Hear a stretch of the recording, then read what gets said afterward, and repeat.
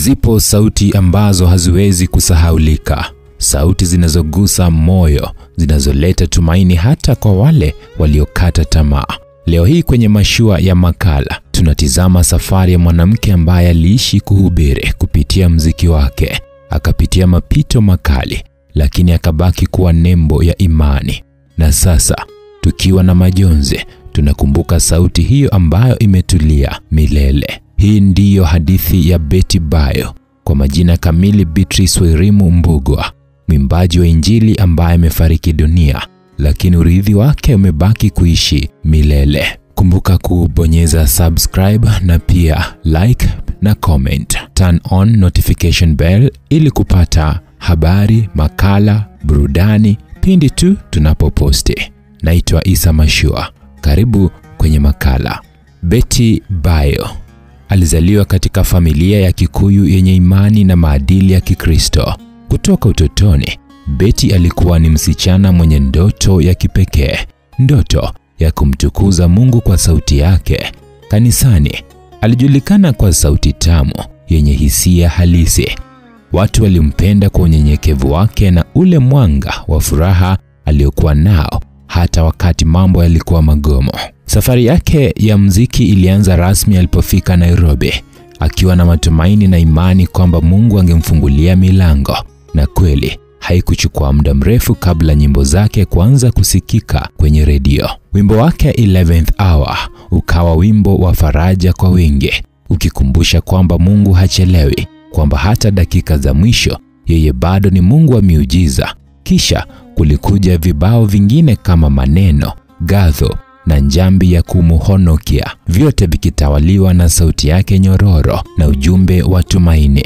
Lakini kama ilivyo kawaida kwa maisha ya mastaa wa Injili, haikuwa safari laini.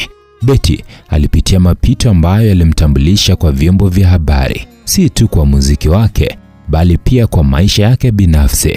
Mahusiano yake na mchungaji Victor Kanyari yakawa moja ya mada kubwa katika mitandao na magazeti ya Kenya. Wawili hawa waliwahi kuwa katika ndoa, wakapata watoto wawili, lakini baadaye wakatengana baada ya sakata lililomhusisha Kanyari na madai ya udanganyifu wa kidini. Betty, kwa utulivu, alichagua kuendelea na maisha yake. Akaweka wazi kwamba yeye si mkamilifu, lakini anamtumainia Mungu wa rehema. Kwenye mahojiano kadhaa alisema, na nanukuu, "Nilipitia kipindi kigumu sana, lakini nilijifunza kwamba Mungu hukaa nami hata pale ambapo wanadamu wananigeuka." Mwisho wa nukuu. Baada ya hayo maumivu, Betty alianza upya. Alijenga tena maisha yake, akajitokeza kama mama anayejitegemea, na baadaye akaolewa upya. Akaonekana akiwa na furaha, akiendelea kuimba, akishiriki ujumbe wa matumaini kwa wanawake waliovunjika moyo. Kwa miaka michache, tulimwona Betty mpya, aliyepona, aliyefufuka kiimani na aliyejifunza kusamehe. Mashabiki wake walimpenda zaidi kwa ukweli wake na unyenyekevu wake. Lakini nyuma ya tabasamu hilo kulikuwa na mapambano mengine makali. Kama familia yake ilivyothibitisha, Betty alianza kupambana na saratani ya damu, leukemia. Kwa muda mrefu alikabiliana nayo kimya kimya, bila kuzungumza sana hadharani. Wale waliokuwa karibu naye walisema kwamba hata alipokuwa hospitalini, baada alikuwa naimba na kuomba. Alikuwa naamini kwamba Mungu angefanya muujiza. Na hata katika mahojiano ya mwisho aliyoyafanya miezi michache iliyopita, alisema, na nanukuu, "Mimi sijui kesho itakuwaje, lakini najua Mungu wangu yupo hapa leo." Mwisho wa nukuu. Lakini hatimaye mnamo Novemba tarehe 10 mwaka 2025, taifa lilipokea habari nzito. Ripoti kutoka Citizen Digital, The Star na Daily Nation zilitangaza kifo chake rasmi. Betty Bayo kapumzika katika hospitali ya Kenyatta National Hospital baada ya mapambano marefu na saratani ya damu. Familia yake ilithibitisha kwamba katika siku za mwisho, Betty alikuwa mtulivu sana.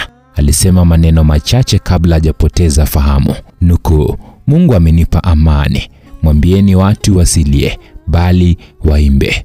Mwisho wa nukuu. Habari hiyo ilienea haraka. Watu walilia, mitandao ya kijamii ikajaa jumbe za rambirambi. Wanainjili, wasanii, marafiki, wote wakiongea kwa sauti moja, "Tumepoteza sauti ya mbinguni."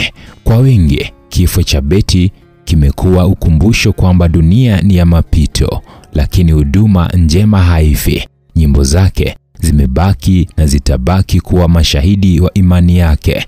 Na sasa tunapotazama nyuma, tunamkumbuka Betty kama mwanamke aliyeishi kweli, aliyependa, aliyetumikia, aliyetabasamu hata kwenye maumivu. Alijitahidi kumtumikia Mungu si kwa maneno tu, bali kwa matendo. Alitumia muziki wake kuinua wale waliokuwa chini, na sasa kupitia kumbukumbu zake bado anaendelea kufanya hivyo. Betty Bayo ametutoka, lakini ujumbe wake unabaki kwamba Mungu hachelewi hata katika 11th hour, kwamba imani ni kushikilia hata unapovunjika, kwamba msamaha ni dawa ya roho na huduma ni njia ya uzima wa milele. Kwa hivyo leo mashua ya makala inainama kwa heshima kwa mwanamke aliyegusa roho za watu. Tunaaga mwimbaji, lakini tunabaki na nyimbo. Tunalia, lakini tunatambua kwamba aliishi kwa kusudi. Pumzika kwa amani, Betty Bayo. Beatrice Wairimu Mbogwa. Sauti yako haijazimika, imehama tu, na kama ulivyotuimbia, Mungu hawezi chelewa. Hadi tutakapokutana tena, Mungu akulaze mahali pema peponi. Mpenzi mtazamaji, kumbuka kusubscribe, kulike na kushare. Turn on notification bell ili kupata makala, habari, burudani na mengine zaidi ndani ya Mashua TV Kenya.